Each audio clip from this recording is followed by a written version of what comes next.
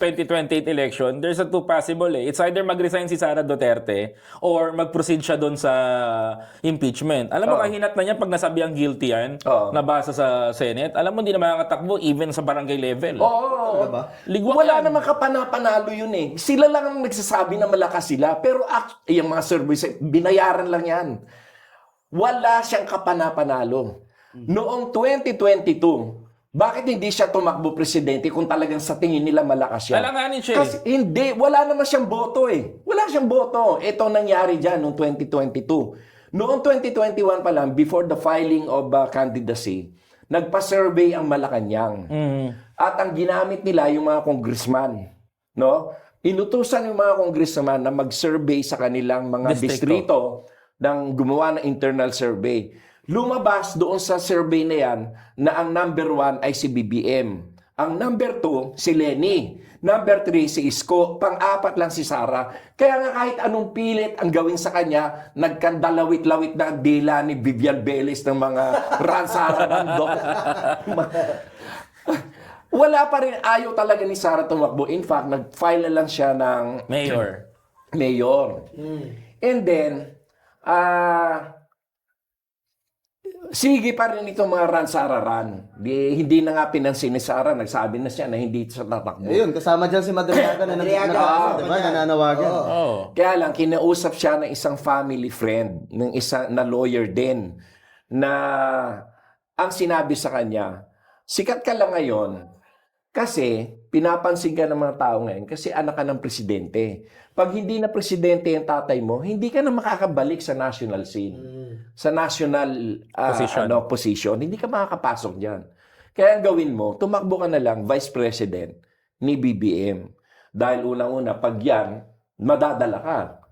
Mananalo ka, halos wala kang gastos at wala kang hirap. Which was true. Dahil kasi, ang talagang nagdala ng campaign noon ay si Martin Romualdez. Correct. Ang talagang may pinakamalaking nagastos dyan sa campaign at pinakamalaking pagod.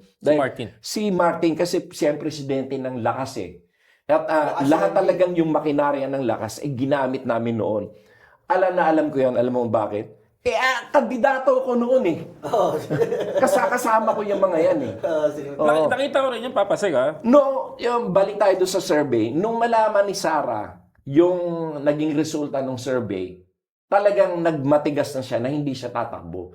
Kasi kulelat siya doon sa ano eh. Alam mo, ang number 1 noon is BBM. Number 2 si Leni. Number 3 si Isko. Mas malaki boto ni Isko na makukuha kung tumakbo siya noon against itong si Sara. Pang-4 si Sara at pang-5 si Manny Pacquiao, pang-6 si Bongo.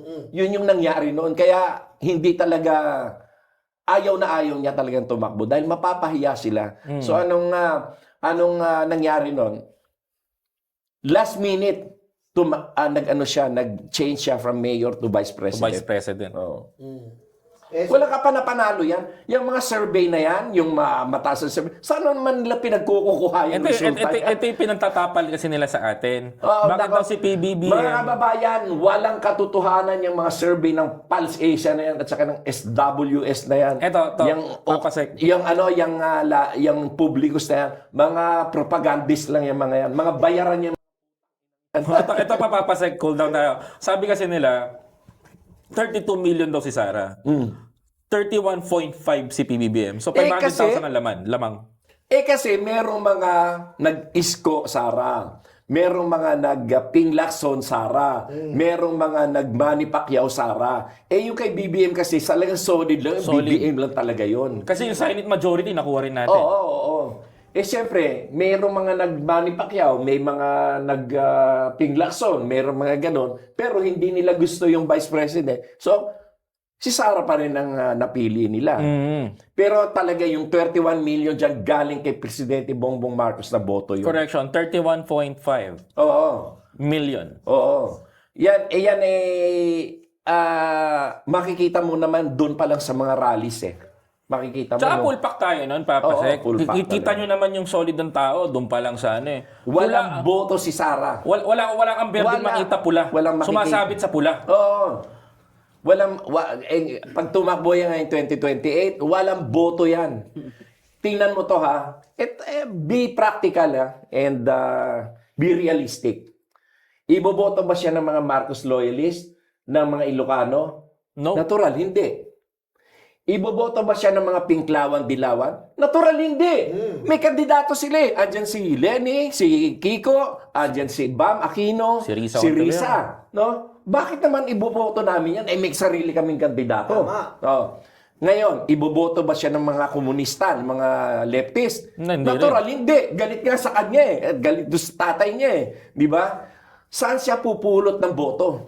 Yan lang naman ang tatlong malakas na puwersa eh. Marcos, forces. Naintindihan ko na, Dilaw. Papasik. At saka yung leftist ngayon, yung mga ibang mga minority parties, hindi rin siya iboboto kasi yan, magpapanig yan either sa Marcos forces or sa Dilaw. Kasi ang purpose nila doon, para at least yung 2 o 3 kandidato namin for senator, hindi kaya ganito, Papasik. maisama. Papasik, Kung ito. ano na lang sila, mag-combine na lang. Pero ito, Papasik, kami Alin napansin ang ako. mag-combine? Hindi kaya ganito? Hindi pwede mag-combine ang yellow at ang Sara. Wala. Hindi. Baka BBM, mga Wala loyalist ba, at hindi, mga Papasik, wala Dilawan. ba kayo napapansin? Di ba? Wala kayo napapansin. Kung walang pupuntahan si Sara sa 2028, walang pupuntahan sa di makakuha ng boto sa Pink, sa Lefties, sa Makabayan o sa whatsoever, hindi sila makakuha ng boto doon. Hindi kaya yan yung way, kaya siguro nagdo-double time, triple time sila ngayon na pabagsakin si PBBM para makaupo si Sara Duterte. Yun para makaposisyon, yun makakuha ng actually ang power. purpose nila. Para yung mga kaso nila ng mga pagnanakaw, maabsuelto. Maabsuelto. Oo.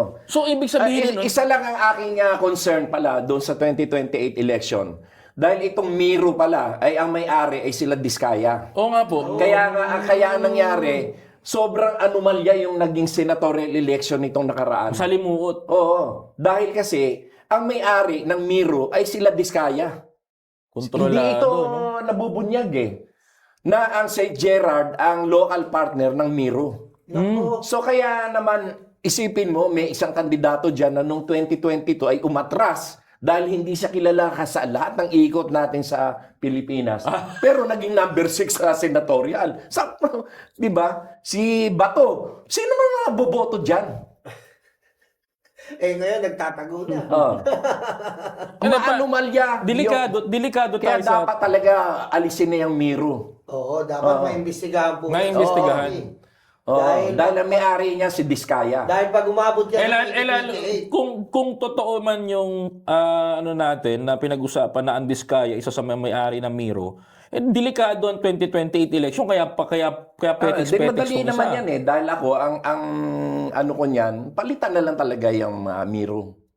Pwede ba sa batas natin yun na bigla ang tanggalin yung kontrata nila?